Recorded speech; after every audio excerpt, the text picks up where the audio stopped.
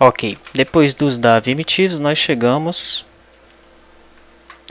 na identificação do PAF-SF. Identificação do PAF-SF, nós já vimos que é um relatório que é chamado lá da UPAF.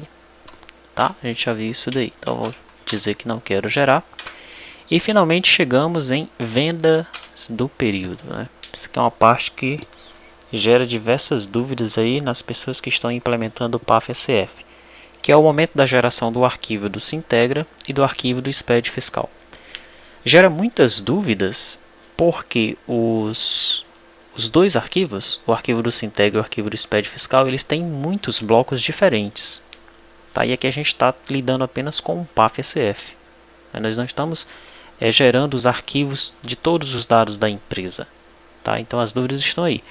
Mas a legislação do PAF-SF ela informa quais são os blocos que devem ser gerados. Informa alguns blocos. Fica uma coisa meio que aberta. Ela diz que você tem que gerar inclusive esses blocos aqui. Tá? Isso então, gera muitas dúvidas nos desenvolvedores.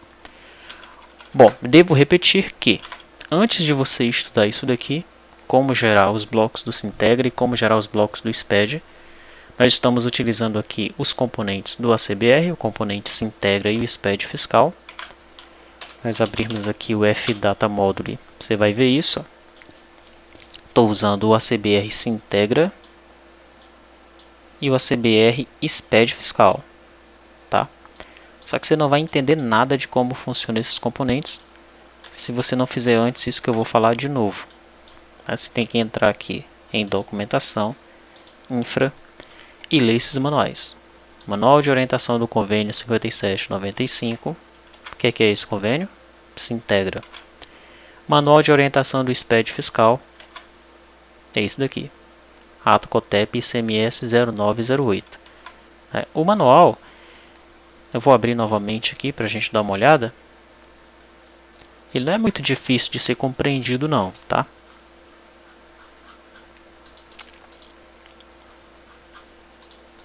Você vai ver que existem, no caso desse aqui, que é o do Sintegra, vários registros, né?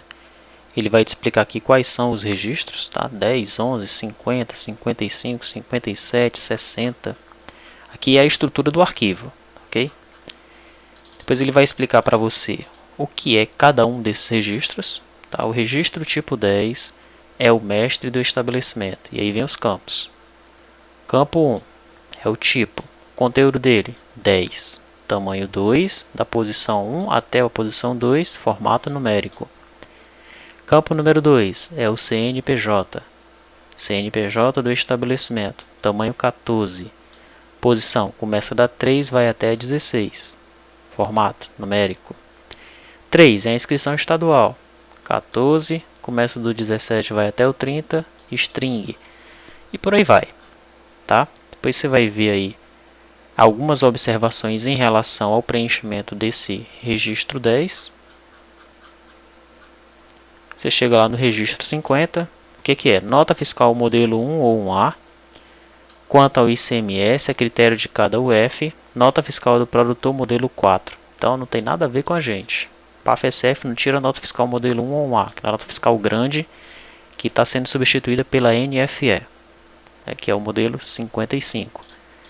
Então o registro 50 não tem nada a ver conosco. Vamos pular completamente.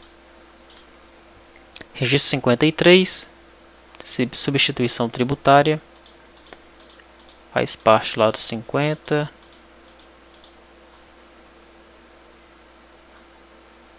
Você vê que eu estou passando rapidão aqui, mas você tem que ler com calma, tá? Para você entender o que está acontecendo. Registro 55, Guia Nacional do Recolhimento de Tributos Estaduais, não. 56, Operações com Veículos Automotores, também não.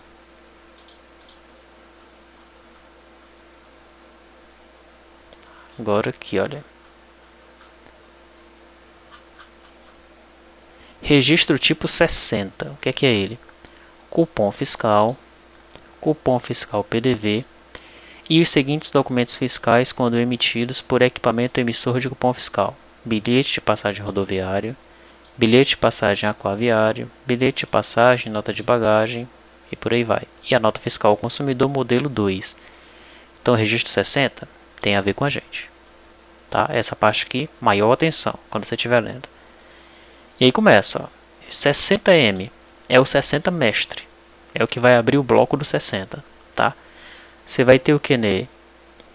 Ele vai identificar o equipamento, a data de emissão, número de série do fabricante, de fabricação, número de ordem sequencial, modelo do documento fiscal, tá? Número de contador de redução Z, valor da venda bruta, valor do totalizador geral do equipamento. Então tudo isso está no 60M.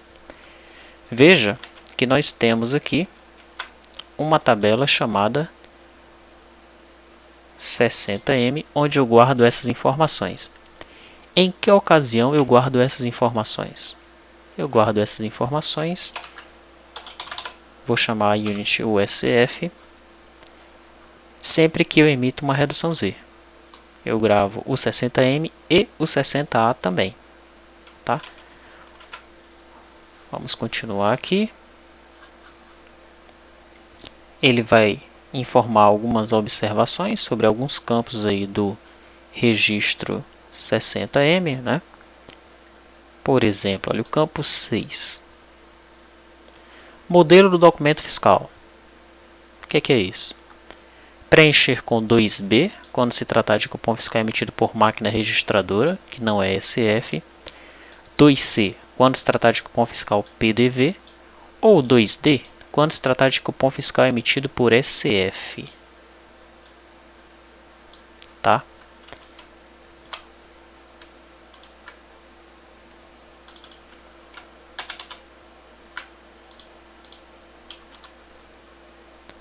Olha só.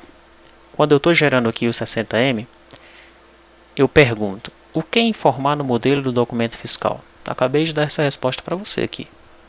Tá? Eu estou gravando 2D, mas para que você entenda por que eu estou gravando 2D, eu estou colocando esses to-dos aí. Tá? No caso, esse to-do específico. Né?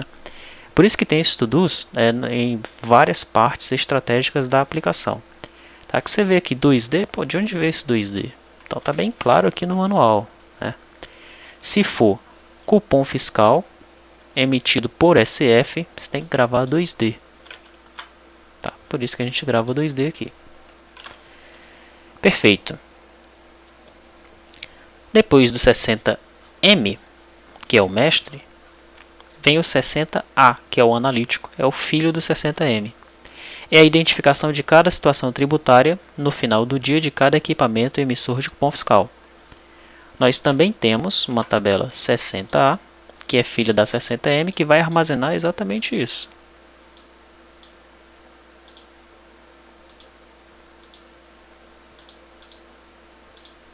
Ok?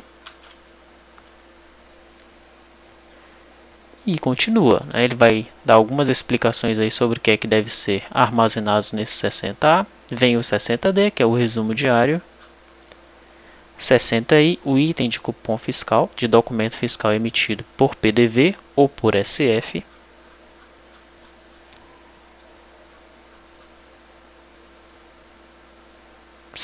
R, registro de mercadoria, produto ou serviço processado em equipamento de cupom fiscal.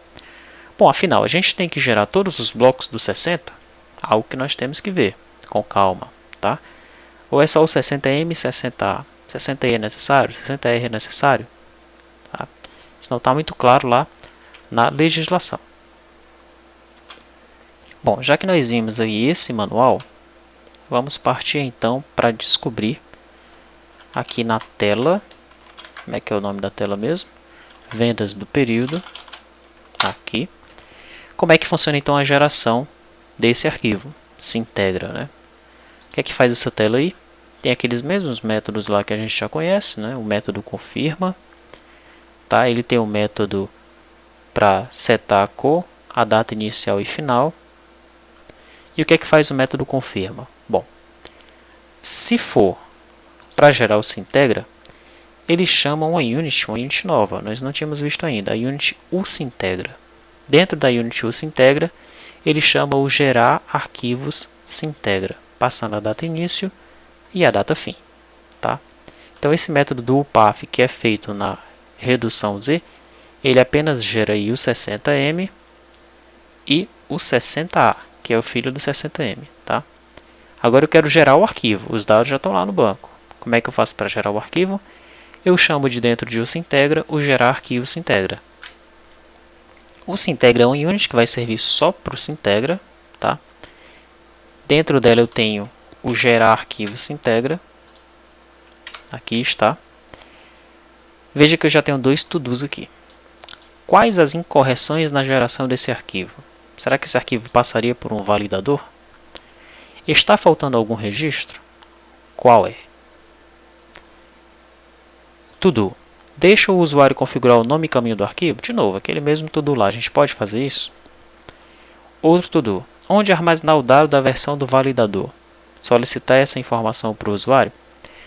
Por que isso? Porque quando a gente vai startar aqui o ACBR Sintegra, a gente tem que passar o nome do arquivo para ele e tem que passar a versão do validador, tá? Essa versão do validador aqui tem duas versões, a 5.2.3 e a 5.2.4. Eu estou passando aqui estaticamente, veja que eu estou dentro do ACBR Sintegra aqui, olha.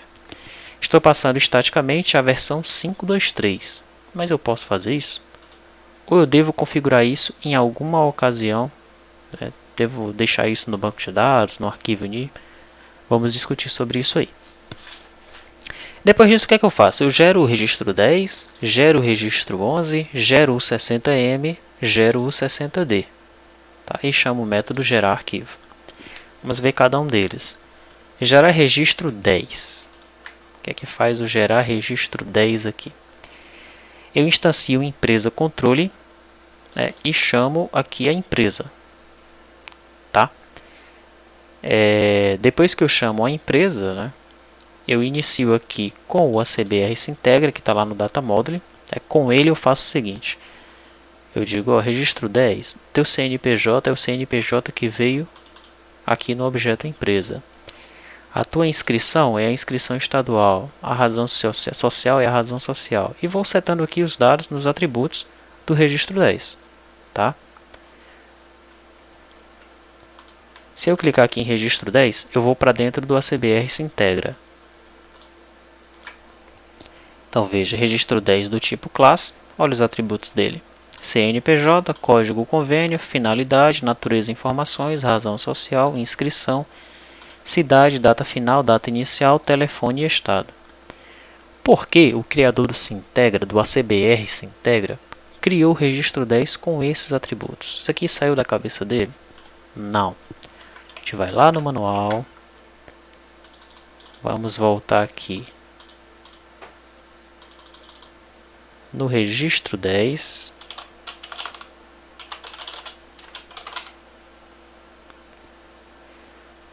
Não achou nada.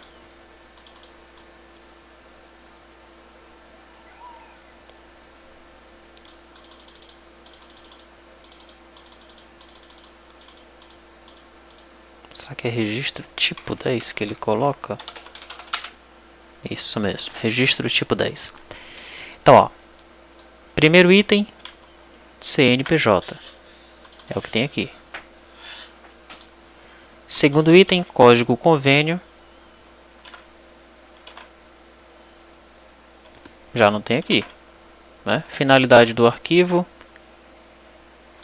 Também não está ali. Natureza das informações.